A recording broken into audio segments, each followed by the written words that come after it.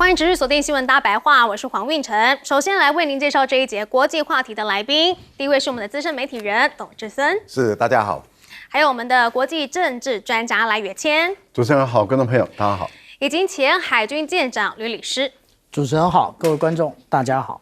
好，我们来看到现在委内瑞拉的情势到底是如何呢？川普称啊，美国接下来呢要去接管委内瑞拉数年，而且他不排除要亲赴当地啊。他说呢，现在呢委内瑞拉临时政府正在向美国提供我们认为一切必要的东西，而且未来我不排除去造访委内瑞拉。而现在呢，马杜罗才刚被抓哦，结果呢委内瑞拉就宣布要释放大量的囚犯啊、政治犯。好，现在呢传出呢，就是美国的官员呢积极在协助在委内瑞拉建立临时过渡政府，并且提出了要求，就是要释放政治犯。但是啊，委内瑞拉美国去攻击委内瑞拉，去这个占领委内瑞拉，这个是美国政府内部也有反对的声音哦。尤其是参议院呢，现在已经表决通过了，说要限制川普对委内瑞拉再度动武。这个是8日的时候，在参议院呢，就连共和党议员也有5名自己跑票哈。此举呢，就被视为是国会试图要收回部分战争的权利。而现在委内瑞拉的代理总统呢，他也去拉外部的支援啦，尤其是中国，他就特别去会晤这个中国的大使，说呢非常感谢中国谴责美国的侵略行径。好，并且呢，他也说了哈，这个感谢中国谴责美国强行控制这个马杜罗总统还有妻子的侵略行径，并且呢，这个中国大陆的商务部呢，也没有在管理美国有没有要去接管委内瑞拉，他还是要继续深化跟中委双边的经贸关系。那么，为什么川普要一直去打这个委内瑞拉的算盘呢？是不是不止石油啊？美媒就揭露了，川普政府正在制定一个大计划，他的计划是要整个西半球的石油都要控制。好，《华尔街日报》的报道说呢，川普呢正在图谋让美国控制西半球绝大部分的石油储量。他的目标呢，也包括了将中俄排除在委内瑞拉之外，降低美国消费者的能源价格。同时呢，他还有一个更大的阴谋，那就是推行近岸制造策略。什么是近岸制造策略啊？就是呢，要让这个制造业呢能够转移到美国它所能够覆盖的拉美地区。那这样子就不用担心说我的国际供应链被中国给绑架啦，它就可以自己呢有比较稳定的供应链了。甚至呢，这个美国的能源部长也说呢，他这个美中呢可能在委内瑞拉实现这个平衡和合作，但是啊，美国是绝对不允许中国对委内瑞拉拥有主要的控制权。就是因为呢，委内瑞拉实在是太多的石油资源了，但是现在啊，委内瑞拉呢，它的石油被这个美国给绑住了，那中国怎么办呢？中国的炼油商呢就把目标投向价格更高的替代来源，那就是加拿大的油砂原油了。那这类的原油蒸馏之后呢，能够产出大量的沥青等石油产品。而且其实啊，他们自2024年呢就已经在这个跨山输油管成功扩建以来，加拿大对中国的石油输送量呢是一直在增加的。从通往太平洋的唯一原油管道输送的原油中呢，有64%都是流向中国。也就是说啊，你委内瑞拉想要完全的跟中国这个切割的话呢，它还是有其他办法可以取得它要的能源的这个资源的。好，另外来看到啊，这个美国呢，它一直在独断其身，是好像做什么就做什么。现在呢，他连这个联合国的会费也不缴，结果联合国怎么样呢？他就去警告美国了，说如果你继续再拖欠会费的话，可能就会在某个时候失去联合国大会的投票权。但是你川普会担心我没有投票权吗？看起来好像不是这么回事哈。我们先来请教赖岳谦教授。美国的国会啊，对于川普侵犯啊这个委内瑞拉，并不是针对于美国川普侵犯委内瑞拉这件事，而是针对于美国的总统这个侵犯了美国国会的权责也就是说他的权责被侵犯了，他有意见，因为你要事先通知我你要做什么样的军事行动然后你第二个，如果你要发动战争或是重大的军事行动，你要经过我批准。所以美国的国会他是感觉到他的职权被侵犯啊，跟美国侵不侵犯委内瑞拉没关系啊。我想这个我们要把它分开来看才是合理的啊。当然，因为川普侵犯委内瑞拉，逮捕绑架委内瑞拉的总统，这是违反美国的国内法，违反美国的宪法，也违反联合国宪章，也违反国际法。那这样的话，就提供美国的国会民主党跟共和党的部分的这个议员有更多的正当性，所以美国的国会议员他当然可以通过，或者是给这个川普足够的压力，是因为他具有更大的正当性，他会使这些共和党的这些美国的参众两院的国会议员，他如果有点良知，有一点道德良心，有一点就是说羞耻心，他可能就不会以政党利益为主了，而要考虑到美国的国家利益了，所以他才可能投给这个在野党，然后来对于川普产生足够的压力。不然的话，如果你想，美国的国会被侵犯，但是呢，如果这个事情没有足够的正当性或者国际的正义性，那美国的共和党的议员当然就不会把票给这个民主党嘛。那民主党要谴责或者限缩美国总统就不可能了。这样我想这样分析，观众朋友就理解了啊。所以这个是很重要的啊，也就是两个条件都吻合了，那美国的国会它的在野党就能够产生足够的力量。这个前提还在于美国的执政党内还是有一些国会议员他有道德有良心，不以政党利益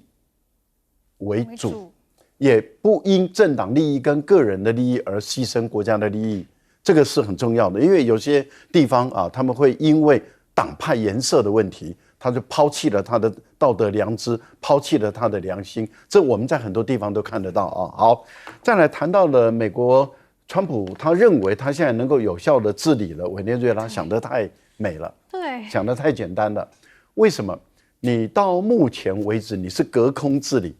啊，隔空。但是我们看到委内瑞拉现在的这个政府代行总统，他本身还是按照他的节奏做事，而委内瑞拉很快的恢复了政治秩序、社会秩序。这代表什么？委内瑞拉的政府、他的军队、他的警察还是有效能的控制住整个委内瑞拉，而这个军队、这个警察跟这个政府还是属于马杜罗的党派所掌控。那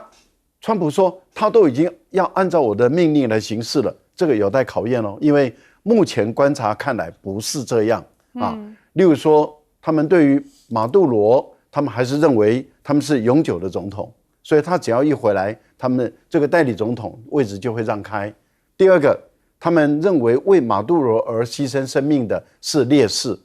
是英雄，所以他们降半旗，然后哀悼7天。然后你也看到了，他们到目前为止，他们虽然释放了囚犯，可是问题是对于川普来说，川普在埋怨，他说：“你委内瑞拉，你都把监狱的犯人放了，放了以后，他们就跑到我美国来，然后你监狱空了，你再去抓人，抓了以后你就把他放了，他又爬到我们美国来。他说这种事没有发生在中国大陆身上，只发生在我美国啊，所以我当然要对委内瑞拉下手啊。你可以看到的情况是完全不一样哦。好，那另外一个部分里面，委内瑞拉它本身目前在大肆的搜捕叛徒，那我们就问他的叛徒定义是谁？是在野党、是反对党还是谁？因为只要提供给美国情报资料的都是叛徒，那很有可能都是这个在野党或者反对党啊。那所以被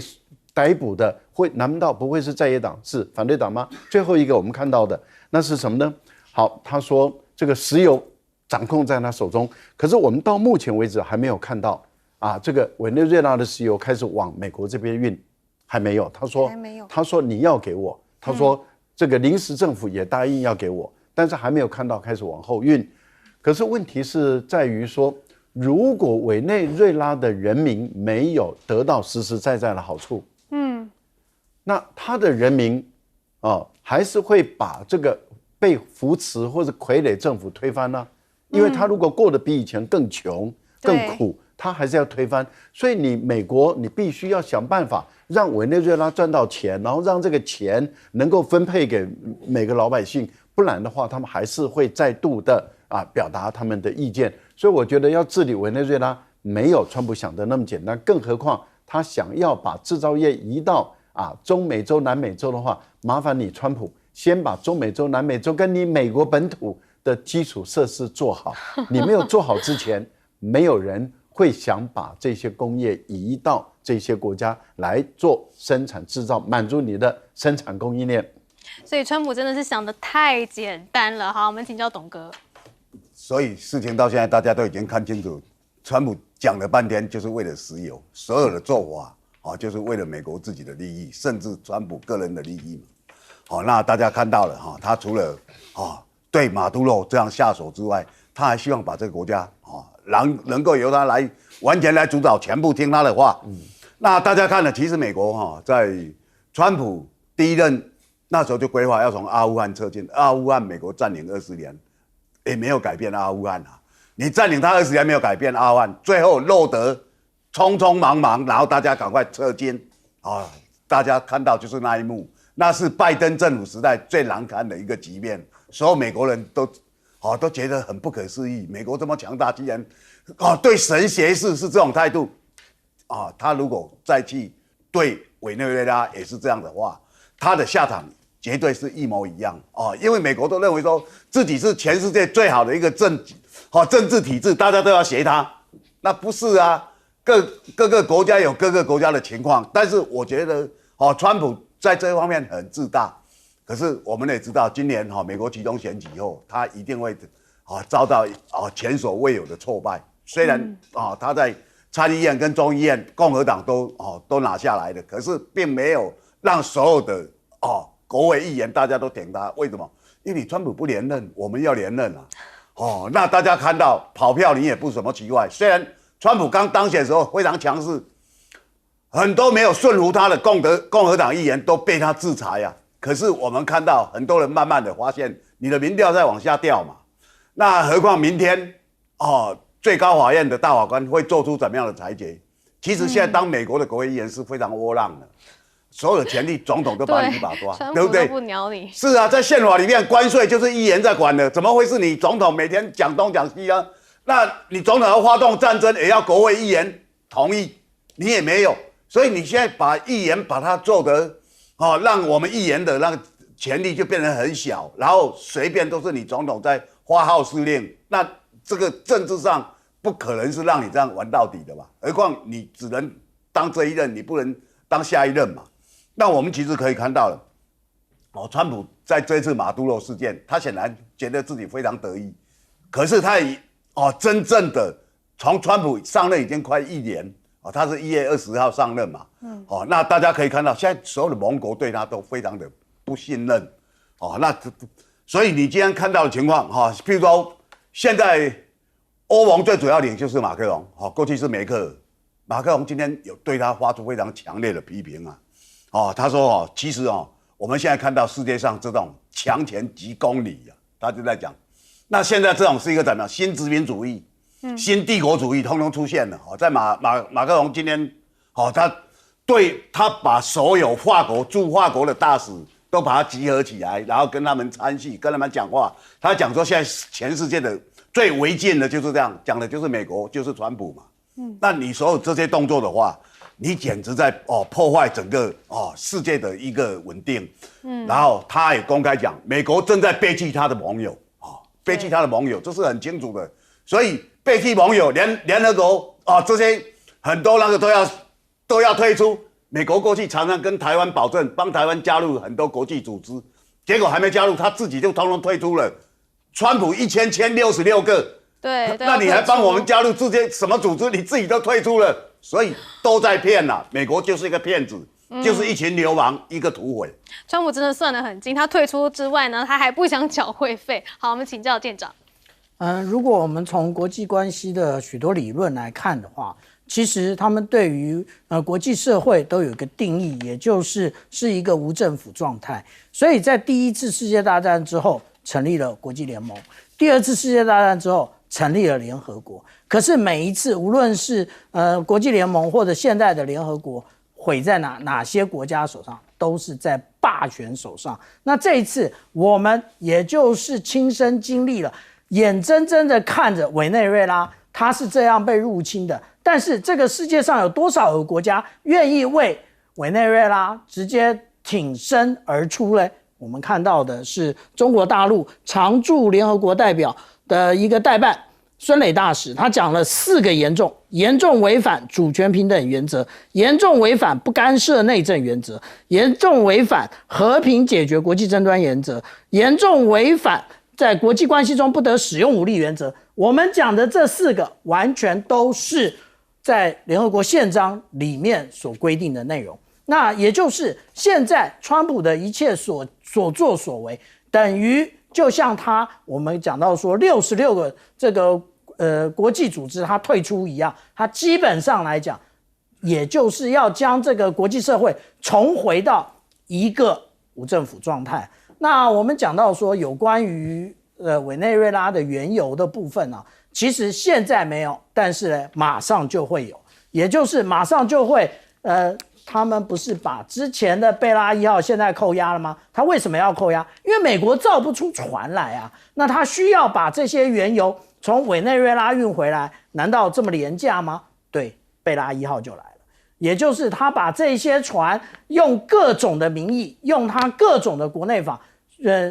推动这一个常备管辖之后，它就变成美国的船了。然后当然了，我们看到这么多的石油公司一定很愿意帮川普行事。那另外我们看到在这个以前叫墨西哥湾，现在美国湾，其实以这一个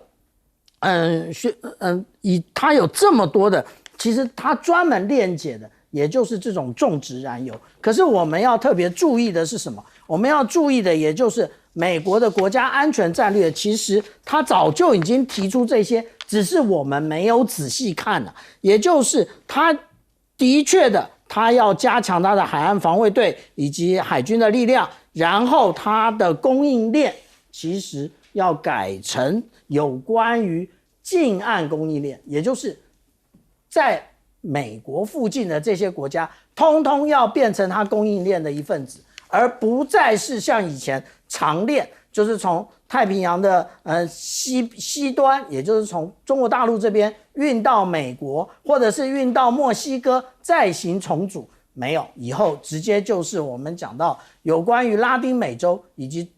的部分，或者是现在还不听话的加拿大重新组合。不过我们这样讲啊，我们看到这里啊，美国是不是做了类似的这个军事行为？的确是，他把以前的这个北方司令部跟南方司令部，也就是在美洲的部分，现在全部变成美国司令部。但是我们看看这些有多惨啊！这些拉丁美洲国家，我们看到被军事入侵1次的黄色，2次的红色，3次的紫色，委内瑞拉就是那个紫色。好，川普真的是不只是想要对这个拉丁美洲来进行这个近岸的供应链，那现在呢，他也把这个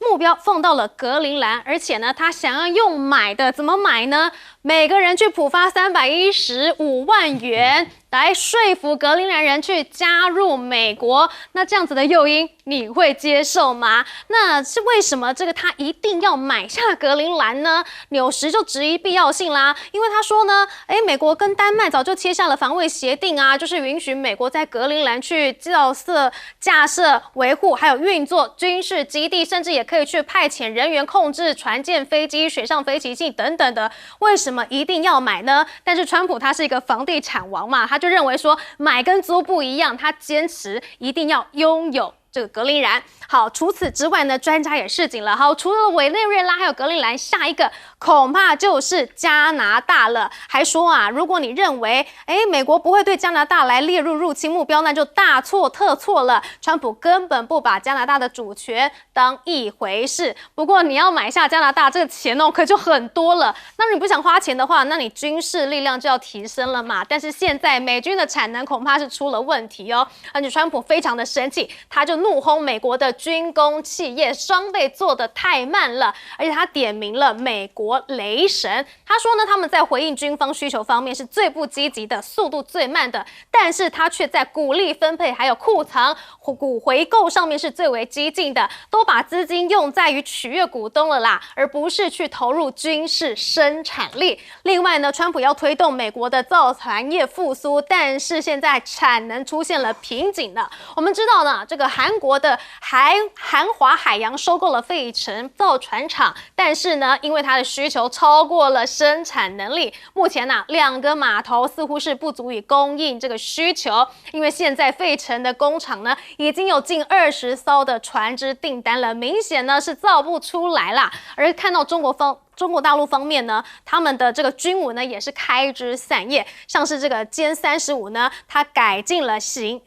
型的新机呢是首飞，而且它是架设了这个空中加油口，而且产量呢有近100架。好，来看到呢，它这个是绿皮机哦，它是以绿色的底漆外观亮相，机身折叠翼盖板，而且2段式的后圆襟翼。那么这个歼35呢，它的背部似乎是设有这个空中加油口的。这是过去没有的，就是可以在空中加油速度快，而且呢，一旦投入生产的话，每年可以达到10到100架哈。而另外来看到呢，巴基斯坦呢也正在跟阿拉伯，就是沙烏地阿拉伯谈判呢，要20亿美元的贷款转换成这个枭龙战斗机的交易。这个枭龙战斗机呢，也是这个巴基斯坦跟中国大陆一起来共同开发的哈。所以现在呢，不只是巴基斯坦呢。巴基斯坦也要不只是这个沙烏地阿拉伯啊，它也要向孟加拉来贩售这个枭龙战斗机，而且呢还要提供它长期的培训，还有长期的支持体系。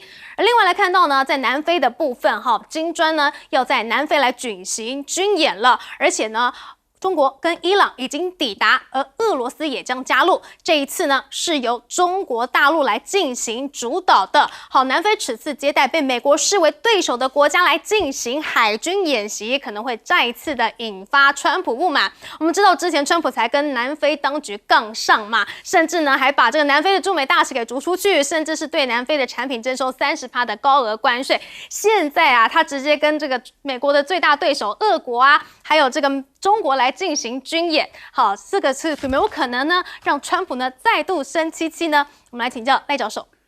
美国的建国史啊，教导美国人说，他的领土的获得有好几种方式啊，因为我们都知道，美国原本独立的时候就有13州，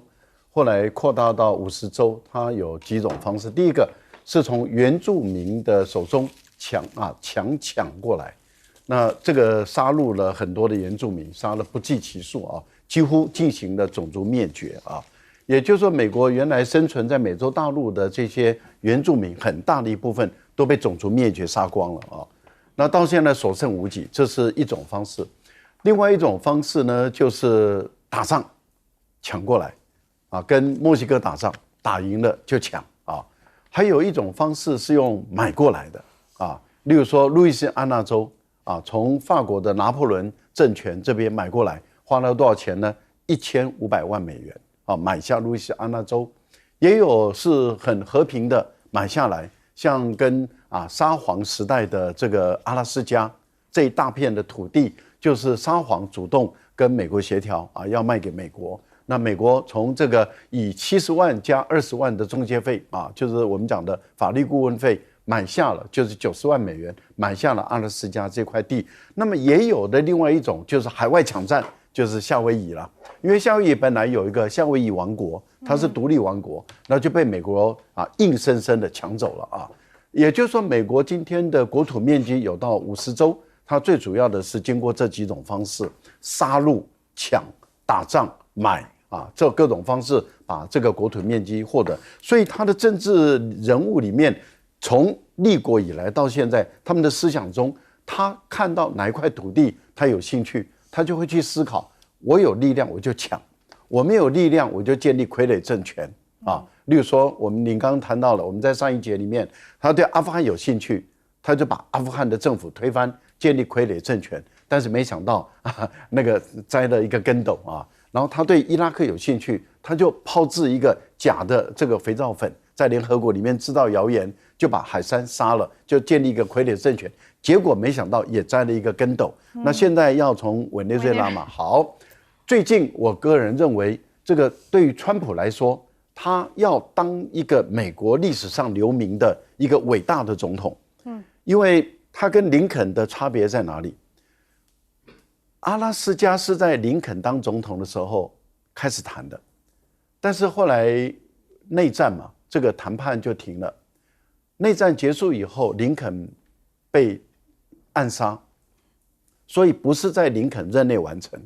而是林肯的国务卿一直到林肯过世以后，他继续完成。可是对川普来讲，他认为他是一个天选之人，他跟林肯有异曲同工之妙，都被暗杀，但是林肯就差那么一点点就走了，而他差那么一点点活下来了，所以这是上帝的恩典。其实这是错误解读然后他认为他有使命，要让他在剩余的岁月中完成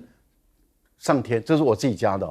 我再强调，这是我自己加的，完成上天给他的使命，这是对基督徒的不敬我自己也是基督徒，但是我个人认为，川普这样做法为什么会引起整个欧洲他的盟友的这种强烈的不满，就是因为很明显的他真的是要格陵兰。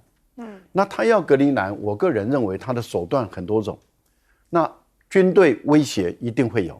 所以他的军队会慢慢的加驻在这个合法的军事基地上，他可以合法的把他的军队一直派过去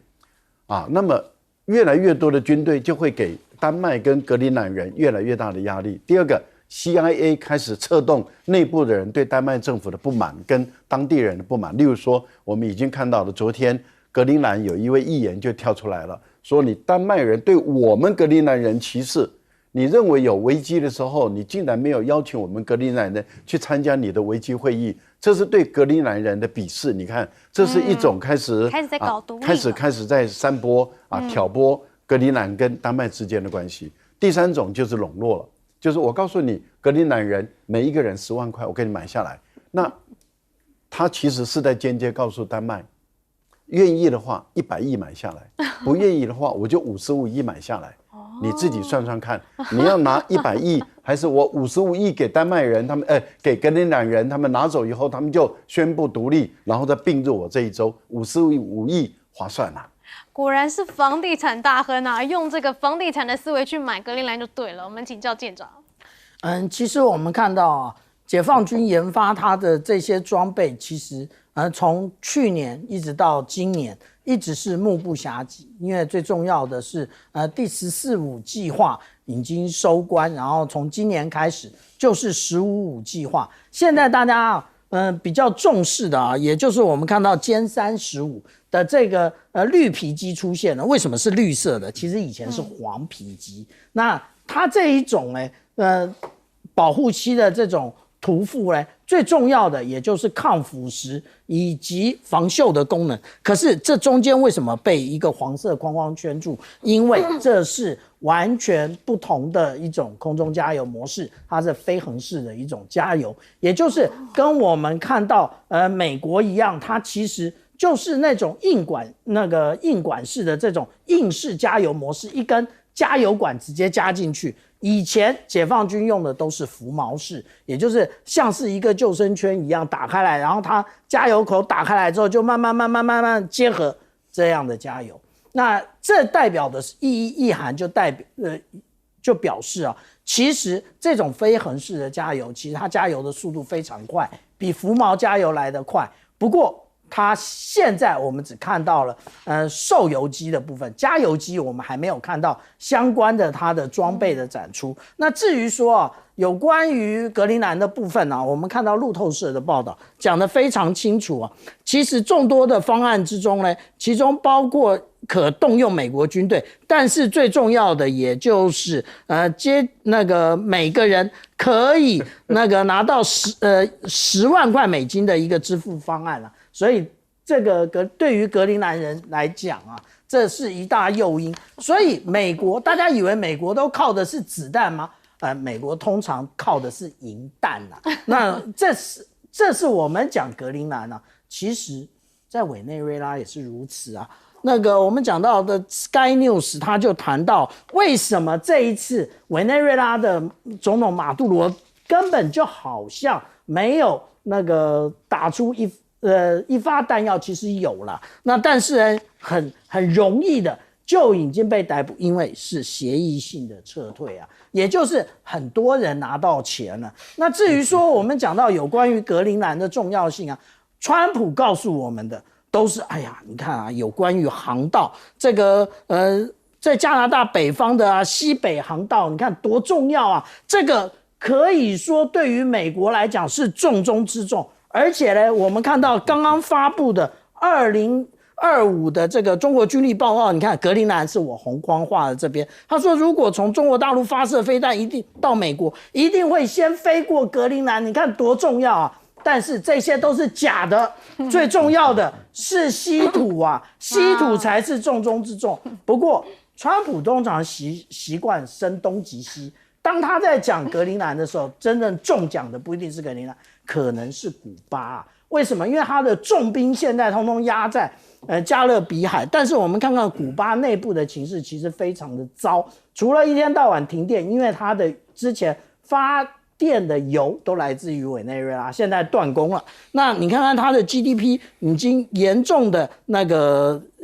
下降，然后但是它的币值不断的贬值，所以我们讲到说川普他会不会部队在还没有离开那个加勒比海之前呢，顺便把古巴也收拾了一次？我们继续观察。哇，川普这个声东击西真的是藏好深。我们来请教董哥。对啊，大家其实可以看到哈，那川普这样的策略啊，他其实各个方面都兼顾到，他只要好处就好，可以不择手段哈。所以啊，大家看到马杜罗被抓啊，影响了古巴，像小店长所讲的，那其实马杜罗他们委内瑞拉最重要就是石油而已嘛，他出口90%几都是靠石油。好，那很多是卖给中国大陆，所以这个也可以影响到中国大陆的啊。那可以看到了，它是一石多鸟。所以我们上一节提到的说，他这样的做法哈，就好像有美国的媒体报道说，这叫做近岸制造啊，就是说这些制造的东西都在我美国旁边的这些国家。刚刚赖老师就在讲他，就你自己还要把自己国内自己的制造业把它弄好。美国那制造业是很糟糕的，对，我们台积电吃足了苦头，被他骗过去，然后所有东西到最后那些工人去告台积电，还去控告，那走到司法这一步就很大家都觉得非常讨厌。那其实过去美国是有案外包啊，就是把一些跟他们比较民主理念或什么商业利益相近的这些国家叫做有朋友的友。那后来现在发现这些通通不行了。现在就开始采取掠夺了，就最原始的方式。那当然了，大家知道格陵兰除了稀土，因为上次川普，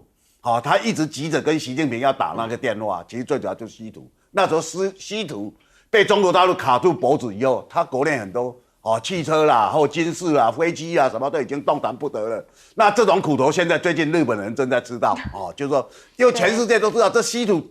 你在如何的前进。这10年来都是掌握在中国大陆这个是非常厉害的。那当然了，稀土在格陵兰你真的把格陵兰占领，你要搞稀土也要10年以后。格陵兰当然最重要，还有它在整个北极航道的重要性。这个对川普来讲，他其实很早就在讲这个。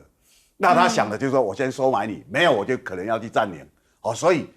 在里面挑拨离间，大家看到所有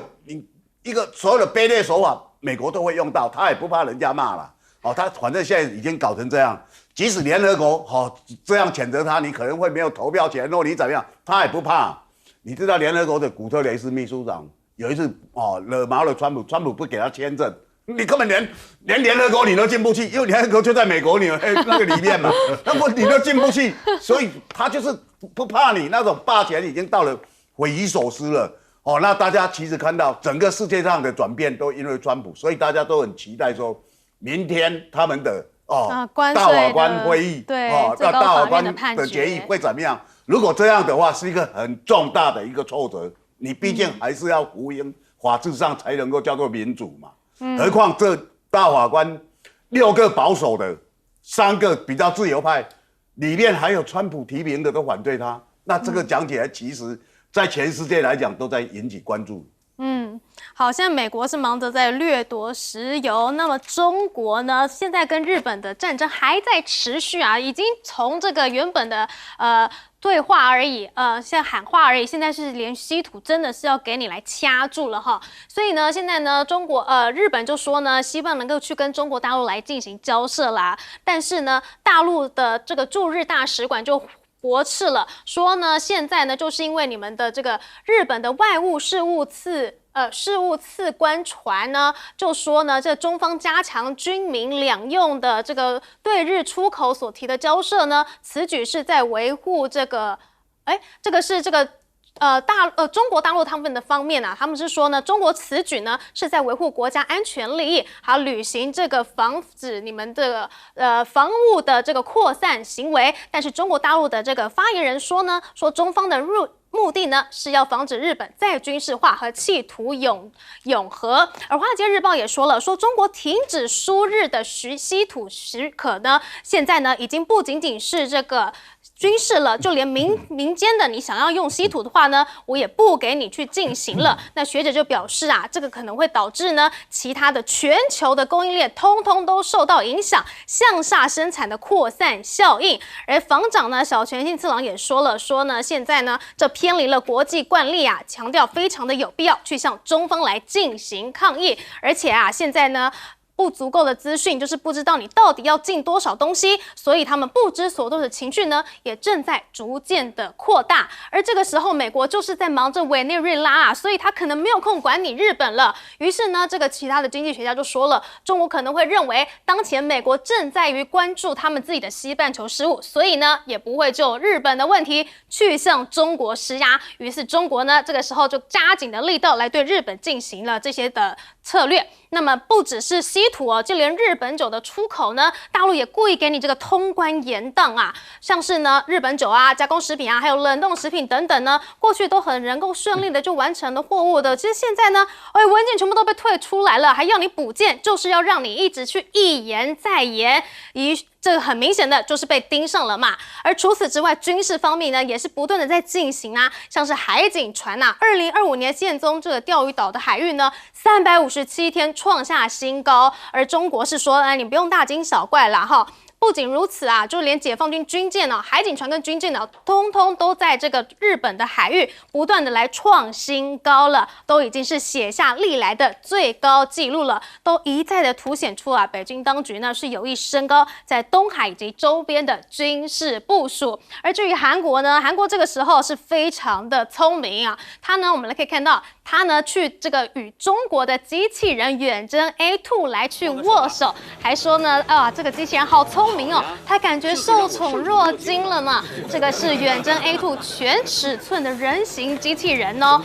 李在明呢向他发出了握手邀请，结果这个机器人马上回应，哇，这个他的反应灵敏啊，让他感到受宠若惊了。好，除了跟这个中国的机器人来进行互动之外呢，当然也要跟中国大陆来进行经贸的对话谈判呐。他就期盼能够加速韩陆 FTA 的谈判成果。那大陆商务部也说了，说呢将与韩方一起来共同落实两国领导人的重要公示，维护这个产业供应链的稳定畅通。好，除了跟中国之外要搞好关系啊，李在明也很厉害，他也要去跟这个北韩的金正恩来进行会面哦。他 PO 了一个企鹅照，期盼呢能够跟金正恩来进行会面。而不止如此啊，就连日本呢，他也有意要去访日，要跟高市早苗在他的故乡会面。好，相较于日本啊，我们可以看到呢，韩国真的是非常的有弹性哦。请教赖教授，日本现在的整个总体国力大概不到中国的1/4啊。中国大陆的军力的一个发展，尤其是国防工业的发展，连美国赫格塞斯或是川普，他们都承认跟美国是不相上下啊。那当然，台湾还有一些很极端崇美的人，还是认为美国可以碾压中国大陆，这个我们不太理解啊，他们怎么会这样做判断？但是我们可以理解的是，这一些这么崇美的人，他竟然不去相信川普或者是美国国防部部长赫格塞斯的评估，也就是中国大陆的国防工业的能力跟美国是不相上下。在这个情形下，日本的国防工业的跟军力跟中国大陆已经不是同一个量级了，不是同一个量级的日本，却主动的去挑衅大陆，这个是更令人匪夷所思的事。也就是高市早苗从11月7号开始，他就挑衅了中国大陆2个月了，他依然继续挑衅下去。第一个，他不收回他的这个台湾有事就是日本有事，这是他第一个。第二个呢，他要修改核武的3不原则。第三个，他增加的国防预算。第四个，他要强化他的武器的输出，也就是说要卖更多的武器。好，那也就是说，高市早苗他的态度就是说，我就是右翼，而且我就是军国主义，而且我就是走到底，看你能奈我何。好，那对大陆来讲，当然连环拳就不断的出了嘛。第一个连环拳就是在2026年的1月6号，第一个文件，商务部的第1号文件，因为你高市早苗在军事上你要用硬的，中国大陆不但在军事上对你，在经济在其他的方面也开始了。第一个，您看到了商务部的第1号文件出来了，也就是对于你的军民两用物项，我再强调是军民两用，换言之也是所有可以用在军事上的民间的产品，那都要管制，也是都要经过审核。那所谓的军民两用，各位想想，我们的民用卡车7成绿色的就变成军用卡车了，那就是军民两用嘛。所以我们有很多的关键的零组件，或是例如说你的车子的发动机，或是这个马达，或是引擎，它可以用在民间上，也可以用在军事上，也可以用在坦克，它还是会用到这个稀土嘛。那所以你只要是任何军民两用的，那都要受管制。那你想这个范围可以有多大？所以很多人就开始去计算，包括生物科技，包括稀土，包括太空、航空、航太等等所有的领域1000多项。那也就是说，根据你日本的这个高市早苗，你的反制中国的力道，也就是说，你开始对中国大陆出反制了的出手了，他就再给你加码；你再反制了，他再给你加码，就不断的加，因为都是根据这第1号文件来的。第2号文件是什么呢？是半导体的化学材料，也就是我们讲的做晶圆的那个膜，那个很重要。那中国大陆已经有能力生产制造了，所以日本原来占全世界的生产总量80%，中国大陆的成熟的晶片，也就是说，不管是最先进的跟最成熟的晶片，大陆占全世界的份额大概40%快到50%。那也就是说，我们用的任何晶片，每10块、每10片里面就有4片是来自于中国大陆。那你想，他用这个材料用多大？当然用很大，过去都是日本人赚翻了。那现在中国大陆开始实施调查，反起销售1年以后，你可能就卖不进去了。好，除了这个以外，大陆再继续进行经验。现在开始呢，对于所谓的有争议的油气田开始开采了，油田开始钻进去了。好，最近又听到了说日本的清酒，我不会日文，我不会讲什么 sake 日本的清酒。中国大陆是日本清酒出口的第1大市场，为什么？因为人口多嘛。那现在要通关就困难了。换言之，也就是说，一样产品来，这叫做连环拳。可是日本有多少筹码可以反制呢？连日本自己的理性的学者都说，根本没有筹码。没有筹码，为什么还要挑衅呢？我们就不太理解日本到底在想什么。已经从2025一直持续到2026了，中日的关系似乎是越来越僵。好，我们先休息一下，待会回来。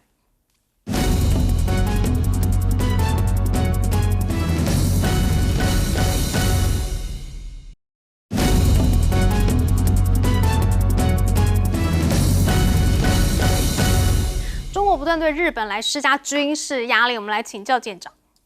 其实那个日本完全是那个多此一举，因为根本不关他的事啊。解放军通过这个大隅海峡，完全是按照日本的领海法所为。为什么这么说呢？因为日本其实它有4个海峡，它限缩了自己的领海。也就是我们一般领海是12海里，但是我们例如说最北边的中古海峡，也就是库页岛跟北海道之间的中古海峡，以及北海道跟本州之间的一个金青海峡，然后还有我们讲到说日本跟南韩之间的对马海峡的东西段，还有就是我们现在讲的大隅海峡。其实这几个海峡通通都是限缩它的一个领海，也是只有3海里，不是一般的12海里。解放军穿越的次数当然多，为什么？因为这个就是我们看到最多的船，应该就是815电子侦察船，也就是美国或者是日本或者是其他国家，无论是在做今年即将要进行的这个环太平洋军演，或者是2年一次的去年曾经实施的马拉巴尔军演的时候，只要军演在菲律宾海，我们就会看到815电子侦察船穿越大隅海峡。所以日本不用在那边鬼哭神嚎，因为那是他自己限缩的。那他为什么限缩？其实跟他的领海基线画法有关。另外，也就是他要画成直线基线。对不起，那你的这个你明明是一个群岛国家，你画了直线基线，那其他国家的船怎么通过呢？那所以他就把它画成这个自我限缩这个有关于国际海峡的部分啊。那另外一个这个也当然对的就是美国啦，让美国的舰艇可以也不用声张这个无害通过，就直接穿越了。那另外呢，我们讲到说现在日本的状况，他们一直在抱怨这个什么两用物项啊被出口管制，甚至稀土现在也几乎不审查了。不过这不用问原因，因为我们不知道去年11月7号的高市早苗的勇气是谁给的，那你不过就是求锤得锤而已。不知道是不是梁静茹给的。好，我们先休息一下，待会回来。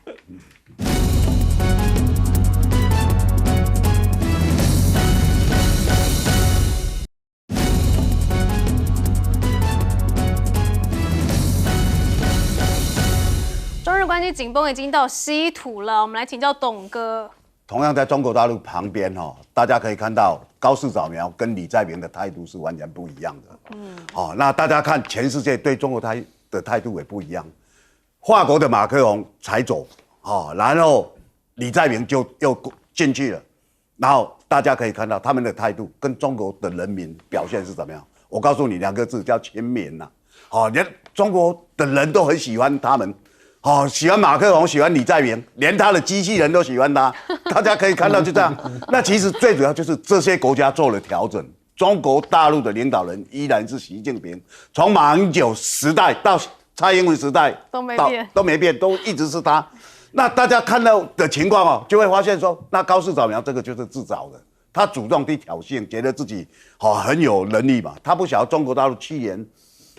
电影卖得最好的就是南京照相馆，就是731